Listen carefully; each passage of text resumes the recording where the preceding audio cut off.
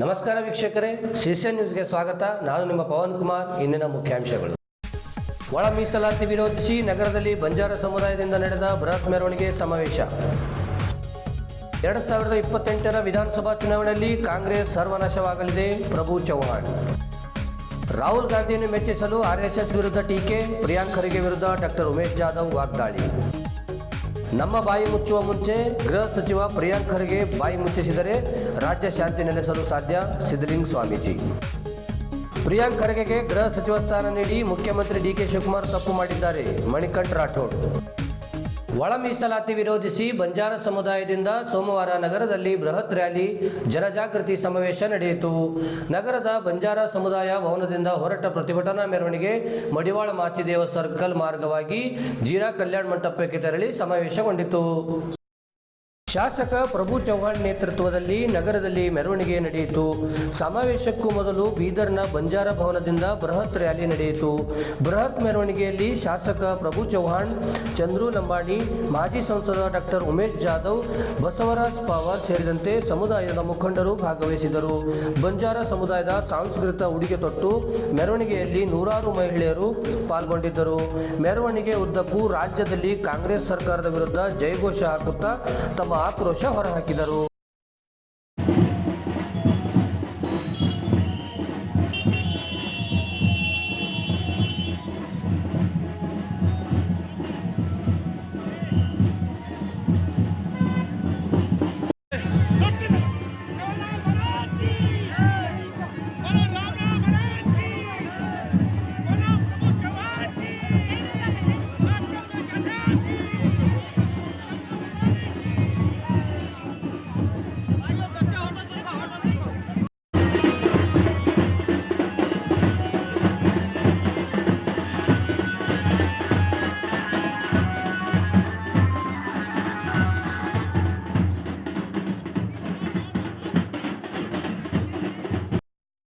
ಮುಂಬರುವ 2028ರಲ್ಲಿ ರಾಜ್ಯದಲ್ಲಿ ನಡೆಯಲಿರುವ ವಿಧಾನಸಭಾ ಚುನಾವಣೆಯಲ್ಲಿ ಕಾಂಗ್ರೆಸ್ ಪಕ್ಷ ಸರ್ವನಾಶವಾಗಲಿದೆ ಎಂದು ಮಾಜಿ ಸಚಿವರು ಆದ ಶಾಸಕ ಪ್ರಭು ಚೌಹಾಣ್ ಭವಿಷ್ಯ ನುಡಿದರು. ಒಂದು ಈಗ ಬೀದರ್ ಜಿಲ್ಲೆಯಲ್ಲಿ ಒಳ ಮೀಸಲಾತಿ ಕುರಿತು ಬಹಳ ದೊಡ್ಡ ಪ್ರಮಾಣದಲ್ಲಿ ಹೋರಾಟ ನಡೀತಾ ಇದೆ. ಈ ಹೋರಾಟದಲ್ಲಿ ನಮ್ಮ ಬಸವ ಕಲ್ಯಾಣ, ಹುಮನಾಬಾದ್, ಭಾಲ್ಕಿ, ಬೀದರ್ ಸೌತ್, ಔರಾದ್, ಬೀದರ್ನಾಥ್ ಎಲ್ಲ ಕಡೆಯಿಂದ ಸ್ವಯಂ ಪ್ರೇರಿತ ಆಗಿ ನಮ್ಮ ಸಮಾಜಿಗೆ ಅನ್ಯಾಯ ಆಗಿದೆ. ಸಮಾಜಿಗೆ ಕಾಂಗ್ರೆಸ್ಗಾರ ಧೋಖಾ ಮಾಡ್ಯಾರ, ಮೋಸ ಮಾಡ್ಯಾರ. ಅದಕ್ಕಾಗಿ ಅವರು ಇವತ್ತು ಬಹಳ ದೊಡ್ಡ ಮನಿ ಬಂದ್ ಮಾಡಿ, ಇತನಿಗೆ ಬಂದ್ ಮಾಡಿ ಹೋರಾಟಕ್ಕೆ ಬಂದಿದ್ದಾರೆ. ಅದಕ್ಕಾಗಿ ತಮ್ಮೆಲ್ಲರಿಗೆ ನಾನು ವಿನಂತಿ ಮಾಡ್ತಾ ಇದ್ದೀನಿ, ಅಲ್ಲಿ ಹೋರಾಟ ಸ್ಟಾರ್ಟ್ ಮಾಡೋಣ. ಎಲ್ಲ ಏನೇನು ಮಾಡೋ ಎಲ್ಲ ಭಾಷೆಯಲ್ಲಿ ಹೇಳ್ತೀವಿ. ನೋಡ್ರಿ, ಈ ಬಹಳ ನಮ್ಮದು ಈ MLA-ಗರಿಗೆ ಬಹಳ ದುಃಖದ ಘಟನೆ ಇದೆ. ಹಿಂಗೆ ಆಗಬಾರ್ದು. ಪಕ್ಷಕ್ಕೆ ದ್ರೋಹ ಯಾಕೆ ತಾಯಿಗೆ ಧೋಖ ಆಗಿದೆ. ಯಾವಾಗ ಮಾಡಿದಾರೆ, ಏನು ಮಾಡಿದಾರೆ, ಬಹಳ ನನ್ನ ಮುಂದೆ ಕೂಡ ನೋವಾಗ್ತಾ ಇದೆ. ಆಮೇಲೆ ನಾವು ತಮ್ಮ ಮುಖಾಂತರ ರಾಜ್ಯಾಧ್ಯಕ್ಷರಿಗೆ, ಹೈಕಮಾಂಡ್ಗೆ ವಿನಂತಿ ಮಾಡ್ತಾ ಇದ್ದೀನಿ, ಇದು ನನ್ನ ಏನು ತಾವು ಪರಿಶೀಲನೆ ಮಾಡಿ ಕ್ರಮ ತಗೋಬೇಕು. ಪಾರ್ಟಿಯಿಂದ ಉಚ್ಚಾಟನೆ ಮಾಡಬೇಕು, ಯಾರಿಗೆ ಕ್ಷಮಾ ಮಾಡಬಾರ್ದು, ನಮ್ಮ ವಿನಂತಿ ಇದೆ ತಮ್ಮ ಮುಖಾಂತರ. ಸರ್, SIR ಅಂತ ನಾಳೆ ಸ್ಟಾರ್ಟ್ ಆಗ್ತಾ ಇದೆ. ಕಾಂಗ್ರೆಸ್ ಅವರಿಗೆ ಒಂಥರ ನಡಕ ಶುರುವಾಗಿದೆ ಸರ್, ವೋಟ್ರು ಬೋಗಸ್ ಹೋಗ್ತಾವೆ. ಕಾಂಗ್ರೆಸ್ ಏನು BJP ವಿರೋಧ ಮಾಡಬೇಕು, ನರೇಂದ್ರ ವಿರುದ್ಧ ಮಾಡಬೇಕು. ಪ್ರಿಯಾಂಕಾ ಖರ್ಗೆ ಆಗಲಿ, ಎಲ್ಲ ಎಲ್ಲ ಟೀಮ್ ಸ್ರೀಪ್ ಏನಾದರೆ ಕೇಂದ್ರ ಅವರು ಏನು ಪಶ್ಚಿಮ ಬಂಗಾಳು ಕೆಳನ ಏನು ಆಗಿದೆ, ಅವರಿಗೆ ಪೂರ್ತಿ ಅವ್ರ ಹೆಸರನ್ನ ಕಾಲದಲ್ಲಿ ಜಮೀನು ಹೋಗ್ತಾ ಇದೆ. ಅದಕ್ಕಾಗಿ SIR ಸಪ್ರೇಟ್ ಸಂಸ್ಥೆ ಇದೆ, ನಮ್ಮ ಸಂಸ್ಥೆ ಇಲ್ಲ. ಅವ್ರ ಟೈಮ್ನಲ್ಲಿ ಸಂಸ್ಥೆ ಇದ್ದಿಲ್ಲ, ಅವ್ರ ಟೈಮ್ನಲ್ಲಿ ಮಾಡಿಲ್ಲ. ಅವರು ಬೇಕಂತೂ ಸ್ರೀಪ್ ಜನರಿಗೆ ಏನು ಹೇಳ್ತಾರೆ, ಜನರಿಗೆ ಮೋಸ, ಜನರಿಗೆ ಸುಳ್ಳು ಅಳಬೇಕು, ಅಷ್ಟೇ ಅರ್ಥ ಇದೆ. ಸಮಯ ಬಲವಾನ್ ಹೇ, ಸಮಯ ಬಲವಾನ್ ಹೇ. 2028ನಲ್ಲಿ ನೋಡ್ರಿ, ಕಾಂಗ್ರೆಸ್ಸು ಪೂರಾ ಆಗುತ್ತೆ ಪಾನಿಪತ್. ಇಲ್ಲ, ಈಗ ಬೀದರಲ್ಲಿ ರಾಜ್ಯದ ಗೃಹ ಸಚಿವ ಪ್ರಿಯಾಂಕ್ ಖರ್ಗೆ ಅವರು ಕೇವಲ ರಾಷ್ಟ್ರೀಯ ಮಟ್ಟದಲ್ಲಿ ಪ್ರಚಾರ ಪಡೆಯುವ ಹಾಗೂ ಕಾಂಗ್ರೆಸ್ ನಾಯಕ ರಾಹುಲ್ ಗಾಂಧಿಯನ್ನು ಮೆಚ್ಚಿಸುವ ಉದ್ದೇಶದಿಂದ ಆರ್ಎಸ್ಎಸ್ ವಿರುದ್ಧ ನಿರಂತರವಾಗಿ ಟೀಕೆ ಮಾಡುತ್ತಿದ್ದಾರೆ ಎಂದು ಕಲಬುರಗಿ ಲೋಕಸಭಾ ಕ್ಷೇತ್ರದ ಮಾಜಿ ಸಂಸದ ಡಾಕ್ಟರ್ ಉಮೇಶ್ ಜಾಧವ್ ಆರೋಪಿಸಿದರು. ಬೀದರ್ನಲ್ಲಿ ನಡೆದ ಬಂಜಾರ ಸಮುದಾಯದ ಪ್ರತಿಭಟನೆ ಸಮಾವೇಶದಲ್ಲಿ ಭಾಗವಹಿಸಲು ಬಂದ ಅವರನ್ನು ಭೇಟಿಯಾದ ಸುದ್ದಿಗಾರರೊಂದಿಗೆ ಮಾತನಾಡಿದ ಅವರು, ಎಐಸಿಸಿ ಅಧ್ಯಕ್ಷ ಡಾಕ್ಟರ್ ಮಲ್ಲಿಕಾರ್ಜುನ್ ಖರ್ಗೆ ಅವರು 4 ದಶಕಗಳ ರಾಜಕೀಯ ಜೀವನದಲ್ಲಿ ಆರ್ಎಸ್ಎಸ್ ವಿರುದ್ಧ ಈ ರೀತಿಯಾಗಿ ಮಾತನಾಡಿಲ್ಲ.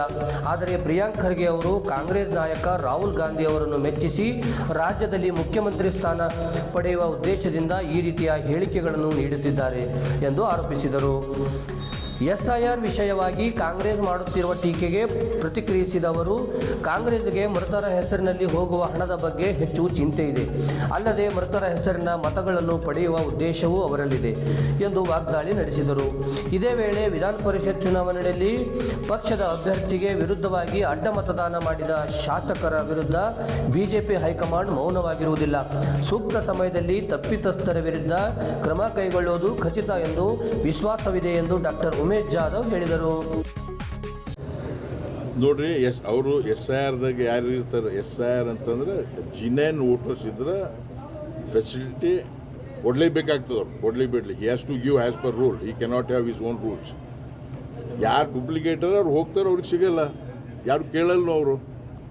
ಇಲ್ಲ, ಅವರು ಸತ್ತವ್ರ ಹೆಸರ ಮೇಲೆ ದುಡ್ಡು ಹೋಗ್ತಾ ಇದೆ. ಅವರಿಗೆ ಸತ್ತವ್ರ ಹೆಸರ ಮೇಲೆ ದುಡ್ಡು ಹೋಗೋದು ಚಿಂತೆ ಅದ, ಹೌದಲ್ಲ?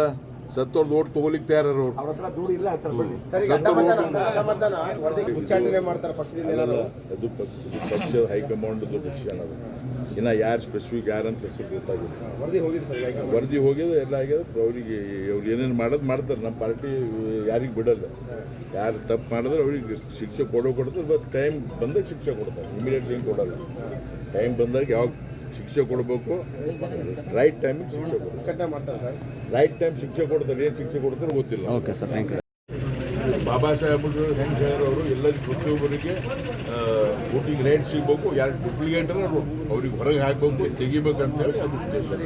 ಪ್ರಿಯಾಂಕಾ ಖರ್ಗೆ ನಿಮ್ಮ ಜಿಲ್ಲೆಯಲ್ಲಿ ಬಾರ್ RSS ಸಂಘಟನೆ ನೋಂದಣಿ ಮಾಡ್ಕೊಳ್ಳಿ ಅಂತೀರಿ. ನೀವು ಯಾಕೆ ಧ್ವನಿ ಎತ್ತಲ್ಲ ಅದ್ರ ಬಗ್ಗೆ? ಯಾವುದು RSS ನಿಮ್ಮ ಜಿಲ್ಲೆಯವರದಲ್ಲ. ನೋಡ್ರಿ, ಈಗಾಗಲೇ ಭಾಳಷ್ಟು ಜನರು ನಾವೆಲ್ಲರೂ ಧ್ವನಿ ಎತ್ತಿದ್ವಿ. ಈ ಪ್ರಿಯಾಂಕ್ ಖರ್ಗೆ ಈ ವಾಂಟ್ಸ್ ಟು ಬಿಕಮ್ ಏನಂದ್ರೆ ಭಾರತ ದೇಶದಾಗ ಪ್ರಚಾರ ಆಗ್ಬೇಕು. ಅವ್ರಿಗೆ ಪ್ರಚಾರ ಆಗ್ಬೇಕಂದ್ರೆ ಒಂದೇ ಅದ, RSS ಬೈದ್ರೆ ಪ್ರಚಾರ ಆಗ್ತದೆ ಅಂತೇಳಿ ಅವ್ರ ಉದ್ದೇಶ. ಪ್ರಚಾರ ತಗೊಳ್ಳಿಕ್ಕೆ ಮತ್ತು ಕೆಲವು ಸಂಘಟನೆಗೆ ಮನೆ ನೋಯಿಸ್ಲಿಕ್ಕೆ ಮಾಡ್ತಾರೆ ಅವ್ರ ಉದ್ದೇಶ. ಕ್ಲಿಯರ್. ಯಾಕೆ ಅವ್ರ ಅಪ್ಪವರು 40-50 ವರ್ಷ ಆಳ್ಯಾರಲ್ಲ, ಯಾಕೆ ಅವ್ರ್ಯಾಕೆ ಇವೆಲ್ಲ ಮಾಡಲಿಲ್ಲ? ಈಗ ಇವ್ರು ಏನೋ ಮಾಡಿ ಮ್ಯಾಜಿಕ್ ಮಾಡಿ ಈಗ ಏನಾರ ಆಗಿ ರಾಹುಲ್ ಗಾಂಧಿ ಸಮೀಪ ಹೋಗ್ಬೇಕು, ಆಮೇಲೆ ಹೋಗ್ಬೇಕು, ಮುಖ್ಯಮಂತ್ರಿ ಜಲ್ದಿ ಆಗ್ಬೇಕು ತರಾತುರಿಯಲ್ಲ ಅಂತ ಅವ್ರ ಉದ್ದೇಶ ಅದ.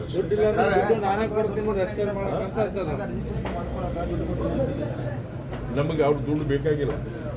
RSS ಬಂದು 8 ದಿವಸ ಕೂತ್ ಹೋಗ್ಲಿ ಸಾಕು ಸರ್. ಈಗ RSS ಬಂದು ಅಲ್ಲಿ ಏನು ನಡೆದ, ಏನು ಕಲಿಸ್ಲಿಕ್ಕೆ ಏನು ಅವ್ರು ಒಂದು ವೇಳೆ 8 ದಿವಸ RSS ದಾಗಿದ್ರೆ ಹಿಂಗೆ ಮಾತಾಡ್ತಿದ್ದಿಲ್ಲ. RSS ಏನು ಗೊತ್ತೇ ಇಲ್ಲ. ಬೀದರ್ ಜಿಲ್ಲೆಯ ಬಸವಕಲ್ಯಾಣದಲ್ಲಿ ಭಾನುವಾರ ಸಂಜೆ ಬೃಹತ್ ಹಿಂದೂ ಸಮಾವೇಶ ನಡೆಯಿತು. ನಗರದ ಅಕ್ಕಮಹಾದೇವಿ ಕಾಲೇಜ್ ಆವರಣದಲ್ಲಿ ನಡೆದ ಬಸವಾದಿ ಶಿವಶರಣರ ಬೃಹತ್ ಹಿಂದೂ ಸಮಾವೇಶವನ್ನು ಕನ್ನೇರಿ ಶ್ರೀ ಆದರ್ಶ ಕಾಡಸಿದ್ದೇಶ್ವರ ಸ್ವಾಮೀಜಿ ಉದ್ಘಾಟಿಸಿದರು. ಈ ಸಮಾವೇಶದಲ್ಲಿ ಪಾಲ್ಗೊಂಡಿರುವ ಅದೊಂದಲ ಕೊರತಕೇಶ್ವರ ಮಠದ ಶ್ರೀ ಸಿದ್ಧಲಿಂಗ ಸ್ವಾಮೀಜಿ ಮಾತನಾಡಿ, ಕನ್ನೇರಿ ಶ್ರೀಗಳ ಭಾಷಣಕ್ಕೆ ಕೋರ್ಟ್ ಅವಕಾಶ ನಿರಾಕರಣೆ ಮಾಡಿದ್ದು ವಿಷಾದನೀಯ ಸಂಗತಿ ಎಂದರು. ಬೇರೆ ಬೇರೆ ಕಡೆ ಸಮಾವೇಶ ನಡೆದಿರುವಾಗ ನ್ಯಾಯಾಲಯಕ್ಕೆ ಹೋಗಿದ್ದಾರೆ, ಆದರೆ ಎಲ್ಲಿಯೂ ವಾಕ್ದಂಡ ಹಾಕಿರುವುದಿಲ್ಲ. ಆದರೆ ಬಸವ ಕಲ್ಯಾಣದಲ್ಲಿ ಕನ್ನೇರಿ ಶ್ರೀಗಳಿಗೆ ಮಾತನಾಡಲು ನಿರ್ಬಂಧಿಸಿದ್ದು ರಾಜ್ಯದಲ್ಲಿ ಹಿಂದೂ ವಿರೋಧಿ ಕಾಂಗ್ರೆಸ್ ಸರ್ಕಾರವೇ ಕಾರಣ ಎಂದು ಕಿಡಿಕಾರಿದರು. ಶರಣರ ಸಂತರ ಸ್ವಾಮಿಗಳ ಬಾಯಿ ಮುಚ್ಚುವ ಮುಂಚೆ ರಾಜ್ಯದಲ್ಲಿ ಶಾಂತಿ ಕಾಪಾಡಬೇಕು, ಅಂದರೆ ಗೃಹ ಸಚಿವ ಪ್ರಿಯಾಂಕ್ ಖರ್ಗೆ ಅವರ ಬಾಯಿ ಮುಚ್ಚಿಸಬೇಕು ಎಂದು ಕಾಂಗ್ರೆಸ್ ಸರ್ಕಾರದ ವಿರುದ್ಧ ವಾಗ್ದಾಳಿ ನಡೆಸಿದರು. ಸಮಾವೇಶದಲ್ಲಿ ಚಿದಂಬರಾಶ್ರಮದ ಸಿದ್ಧಾರೂಢ ಮಠದ ಪೂಜ್ಯ ಡಾಕ್ಟರ್ ಶಿವಕುಮಾರ ಸ್ವಾಮೀಜಿ ಮಾತನಾಡಿ, ಬಸವಣ್ಣನವರಿಗೆ ಸಂಕೋಲೆ ಹಾಕಿ ಸೀಮಿತ ಮಾಡುವುದು ಸಾಕು. ನಿತ್ಯ ನಾವೇ ಕಚ್ಚಾಡಿದರೆ ಇವ ನಮ್ಮವ ತತ್ವ ಯಾವಾಗ ಜಾರಿಗೆ ಬರುತ್ತೆ?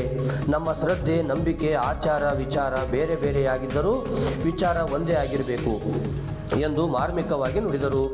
ಸಮಾವೇಶದಲ್ಲಿ ಜಿಲ್ಲಾ ಮಠಾಧೀಶರ ಒಕ್ಕೂಟದ ಅಧ್ಯಕ್ಷ ಶ್ರೀ ರಾಜೇಶ್ವರ ಮೆಹಕರ್ ಶಿವಾಚಾರ್ಯ, ಮುಚ್ಚಳಂಬದ ಪೂಜ್ಯ ಪ್ರಣವಾನಂದ ಸ್ವಾಮೀಜಿ, ಜೈ ಭಾರತ ಸೇವಾ ಸಮಿತಿ ಸಂಸ್ಥಾಪಕರಾದ ಪೂಜ್ಯ ಹವಾ ಮಲ್ಲಿನಾಥ್ ಮಹಾರಾಜ್ ಮುತ್ಯ, ಹುಡುಗಿಯ ಶತಾಯುಷಿ ಶ್ರೀ ವಿರೂಪಾಕ್ಷ ಶಿವಾಚಾರ್ಯ, ಡಾಕ್ಟರ್ ರಾಜಶೇಖರ್ ಶಿವಾಚಾರ್ಯ ಸೇರಿದಂತೆ ವಿವಿಧೆಡೆಯ ಸುಮಾರು 200ಕ್ಕೂ ಹೆಚ್ಚು ಪೂಜ್ಯರು ಭಾಗವಹಿಸಿದರು.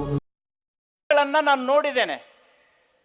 ಮತ್ತೆ ಕೋರ್ಟ್ಗೆ ಅಪೀಲ್ ಹೋದ ಮೇಲೆ ಕೋರ್ಟ್ ಕೆಲವೊಂದು ಕಂಡೀಷನ್ಗಳನ್ನು ಹಾಕಿ ನಮಗೆ ಕಾರ್ಯಕ್ರಮ ನಡೆಸ್ಕೊಳ್ಳಿಕ್ಕೆ ಅವಕಾಶ ಕೊಟ್ಟಿದೆ. ಎಲ್ಲಿಯೂ ಕೂಡ ನ್ಯಾಯಾಲಯ ನಮಗೆ ವಾಗ್ದಂಡನೆಯನ್ನ ವಿಧಿಸಿಲ್ಲ. ವಾಕ್ ಸ್ವಾತಂತ್ರ್ಯಕ್ಕೆ ನ್ಯಾಯಾಲಯ ಯಾವತ್ತೂ ಕೂಡ ಕಡಿವಾಣ ಹಾಕಿಲ್ಲ. ಇದೊಂದು ವಿಶೇಷ ಅಪರೂಪದಲ್ಲಿ ಅಪರೂಪವಾಗಿರುವಂತಹ ಪ್ರಕರಣ. ಭಾರತದ ಸಂವಿಧಾನದ ವಿರುದ್ಧವಾಗಿ ನಮ್ಮ ಕರ್ನಾಟಕದಲ್ಲಿ ನಡೀತಾ ಇದೆ ಅಂದ್ರೆ ಇದಕ್ಕೆ ಕಾರಣ ನಮ್ಮ ಕರ್ನಾಟಕದ ಹಿಂದೂ ವಿರೋಧಿ ಕಾಂಗ್ರೆಸ್ ಸರ್ಕಾರ.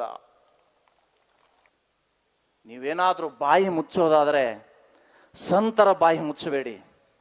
ನೀವೇನಾದ್ರೂ ಬಾಯಿ ಮುಚ್ಚೋದಾದ್ರೆ ಶರಣರ ಬಾಯಿಗಳನ್ನ ಮುಚ್ಚಿಸಬೇಡಿ. ನೀವೇನಾದ್ರೂ ಬಾಯಿ ಮುಚ್ಚಿಸಿ ಕರ್ನಾಟಕದಲ್ಲಿ ಶಾಂತಿ ಕಾಪಾಡೋದಾದರೆ ಈ ರಾಜ್ಯದ ಗೃಹ ಮಂತ್ರಿಯ ಬಾಯಿಯನ್ನ ಮುಚ್ಚಿದ್ರೆ ಮಾತ್ರ ಕರ್ನಾಟಕ ಶಾಂತಿಯಿಂದಿರ್ಲಿಕ್ಕೆ ಸಾಧ್ಯ ಇದೆ.